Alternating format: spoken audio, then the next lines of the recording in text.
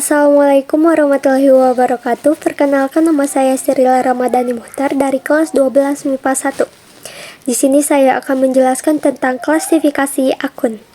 Akun adalah tempat mencatat terjadinya perubahan kekayaan perusahaan. Akun juga bisa disebut dengan rekening. Akun terbagi menjadi dua, ada akun real dan akun nominal. Akun real adalah kelompok akun nyata dan pada umumnya berwujud secara fisik. Akun real terbagi menjadi tiga, yaitu ada harta, utang atau kewajiban, dan modal. Harta disebut aktiva atau aset adalah jumlah kekayaan yang dimiliki perusahaan untuk menjalankan usaha. Harta dibagi menjadi 5. Yang pertama ada aktiva lancar. Aktiva lancar yaitu uang kas dan harta yang sangat mudah dijadikan uang atau umum pemakaiannya kurang dari 1 tahun.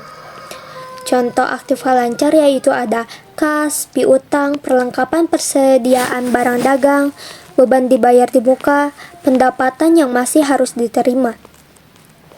Yang kedua ada investasi. Investasi adalah pernyataan modal dalam jangka panjang dalam bentuk saham, obligasi, dan surat berharga. Contohnya yaitu tanah yang tidak digunakan kegiatan usaha, surat berharga, dan obligasi. Yang ketiga ada aktiva tetap berwujud, yaitu harta berwujud yang digunakan untuk operasi perusahaan dalam dan mempunyai masa manfaat lebih dari 1 tahun. Contohnya peralatan, kendaraan, mesin, bangunan atau gedung, tanah, dan akumulasi penyusutan peralatan. Dan yang keempat ada aktiva tetap tak berwujud, adalah harta yang tidak memiliki wujud fisik. Contohnya yaitu copyright, hak paten, hak merek, dan franchise. Akun real yang kedua ada utang atau kewajiban, adalah pengorbanan ekonomis yang harus dilakukan oleh perusahaan pada masa mendatang. Kewajiban atau utang dibagi menjadi 2, ada utang jangka pendek dan utang jangka panjang. Utang jangka pendek adalah utang atau kewajiban yang harus dilunasi dalam jangka kurang dari 1 tahun. Contoh dari utang jangka pendek adalah utang usaha, utang bunga, utang gaji, utang sewa, beban yang harus dibayar, beban yang diterima di muka. Lalu utang jangka panjang adalah utang atau kewajiban yang harus dilunasi dalam jangka lebih dari 1 tahun. Contohnya utang bank, utang obligasi, dan utang hipotek. Akun real yang ketiga ada modal. Modal disebut juga kapital atau ekuitas, adalah selisih antara harta dengan kewajiban yang merupakan hak pemilik perusahaan. Contoh modal adalah ada modal saham perorangan dan gabungan.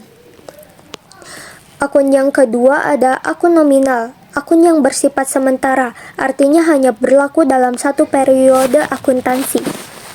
Akun nominal dibagi menjadi 2, ada pendapatan dan beban.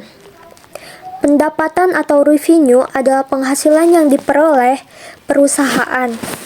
Contohnya pendapatan jasa atau usaha pendapatan di luar usaha, yaitu pendapatan bunga dan laba penjualan harta. Dan yang kedua ada beban atau expense, yaitu pengorbanan yang terjadi selama melaksanakan kegiatan usaha untuk memperoleh pendapatan.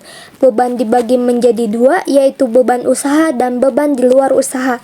Contoh dari beban usaha yaitu beban gaji, beban sewa, beban listrik, beban asuransi, dan beban perlengkapan. Contoh dari beban di luar usaha yaitu beban bunga, beban penjualan harta kecurian uang atau barang. Sekian dari saya, semoga bermanfaat. Mohon maaf bila ada kesalahan, mohon dimaklumi. Wassalamualaikum warahmatullahi wabarakatuh.